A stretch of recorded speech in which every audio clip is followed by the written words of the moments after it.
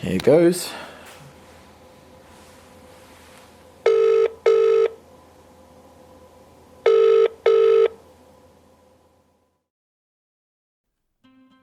Sometimes in life, you can feel a voice trying to tell you something. The voice is always there, but sometimes you're too distracted to listen. This voice doesn't care if you want to hear it or not. It doesn't care about your current situation. It just keeps calling and calling until you choose to listen. I believe this voice is the voice of our true inner self, our heart calling out for what it really desires. And we're really good at ignoring it. Well, today, I chose to listen. You see, ever since I left school 3 years ago, I've done a hell of a lot of running away from things. I've travelled, I've worked, and I've moved around more times than I can count. And I still felt like I was trying to get away from something. I still had that voice in the back of my head, and I still refused to listen. Ever since I was a child watching Bear Grylls and all these other adventurers, I just wanted to get out there and adventure, to get out there and live. But I always preferred safety. The safe option after the safe option after the safe option. Until finally, I'm taking a risk. I want to travel the world, create and live my life to the fullest, and it starts now.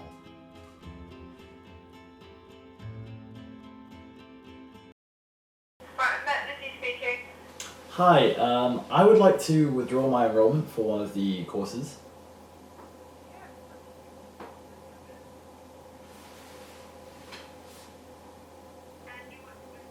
Yes, please.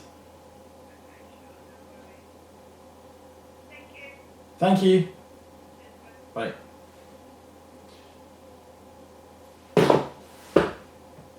Jeez. That's it.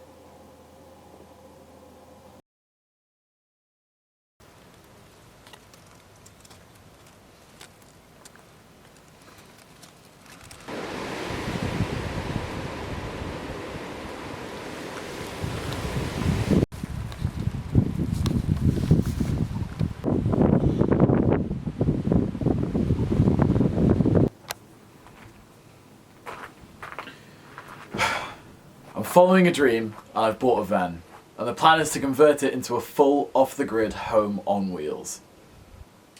I feel like I've never fully taken a risk in my life. Like, yeah, I left school early, and in the past 3 years I've travelled to like 7 different countries, worked in 3 of them, and I've run a beach cafe, but none of it feels like it really was a risk at all. Quite literally 3 weeks ago, the plan was to move down to Brighton and study there for a year and then go to university. And I just felt like, sure, it was another adventure, but it just felt too safe. Nothing could go wrong. Like, none of it was really in my hands at all. However, with this, well, it's all on me. If I don't get up and I don't build it, it's not going to build itself, you know? If I don't get up and I don't make films, they're not going to make themselves. And the truth is, this is the first adventure that really scares me. Sure, I've been in dangerous situations, I've missed flights, I've been in stressful travel situations, but nothing really scared me. It just felt like it was stressful. The idea of doing this sometimes completely terrifies me to the core, and that's why I need to do it. But, some details about the van. It's an 07 Transit. It's white, it's a small wheelbase, medium roof. I can not stand up in it, or I can almost stand up in it. At the moment, I can stand up in it. However, this roof's going to come down a couple inches, and so I'm going to be like, here. And that's not too bad. I've already hit my head about 5 or 6 times.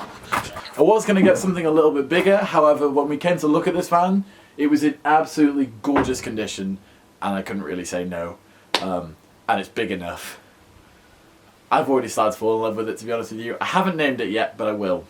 In terms of work in the van, I've already done a little bit already. When this van arrived, it had full paneling, full wood paneling, and there was a bulkhead that covered the whole entrance to the cabin. I've already taken all of those out. And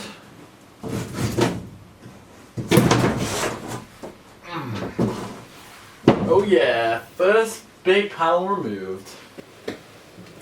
Oh, no. It was just stuck. Oh, yeah. But before I get any further, I need to explain the entire plan for this van build. So this is the plan for the entire van build. So the build itself is going to be split into 3 different phases. The first phase is going to be stripping and cleaning the van. This involves taking out all the panels and cleaning the inside of the van. Once the van's clean, I'm also going to run over all the rust spots with a wire brush and then treat it with some anti-rust paint as well. So for phase 2, we have planning, measuring and designing the van.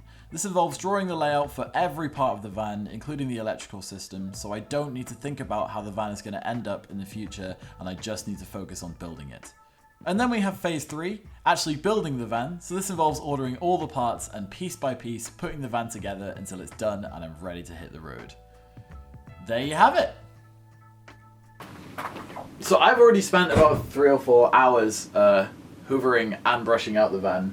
However, now it really just needs a really big scrub. I've been kind of putting off this because it's going to take ages and be really hard.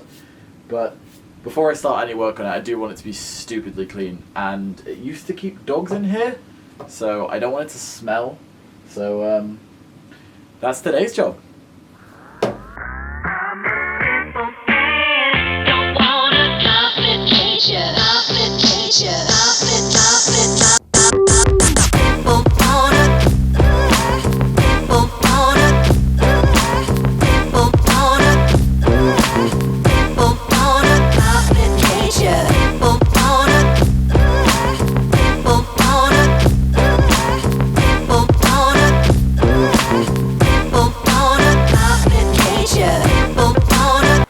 So I think I'm going to end it here because the light is dying and my camera battery is also dying. But I'm going to carry on cleaning through the dark and try and get it all done tonight.